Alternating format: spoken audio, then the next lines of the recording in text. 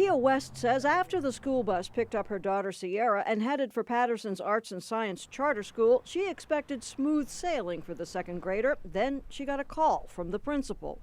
He told me that she fell asleep on the bus, and once they dropped all the kids off at her school, she was still sleeping, and the bus driver left with her sleeping on the bus. She said she woke up and there was nobody on the bus, and that's when she started crying. I believe the bus driver was still on the bus. West says the driver from Madison Bus Company immediately drove Sierra back to school. I was very upset, more scared for her than anything because she's 7. Madison subcontracted by Essex Regional Educational Services Commission, a company hired by Patterson's state-run school district to coordinate busing this year.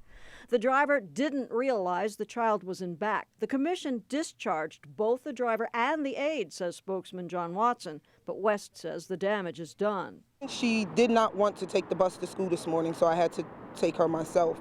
She's like, I'm going to take the bus again one day, but not yet. But alarmed critics note the problems with school busing in Patterson go way beyond the incident with Sierra Hopkins.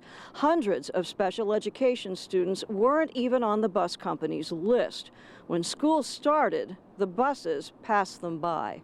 Well, my son was excited to go back to school, and he was wondering where the bus is. The bus never picked up Corey Teague's special needs son, and Teague's a school board member. He's gotten calls from panicked parents, says some 270 special ed kids weren't bused.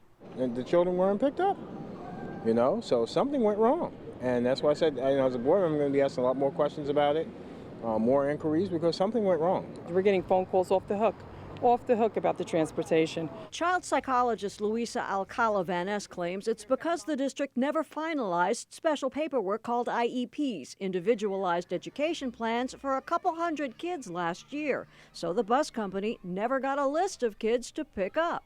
Because we have a transportation form that has to be finalized, and it has to be finalized to give to the bus company.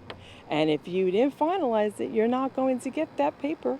Patterson didn't discuss IEPs, but in a statement said, "We apologize to those families who are still awaiting bus transportation, less than 200 out of 4,000 who get busing."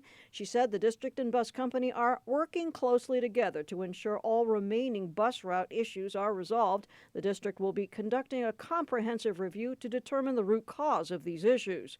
The district expects the problem with most bus routes will be corrected by next week. In Patterson, I'm Brenda Flanagan, NJTV News.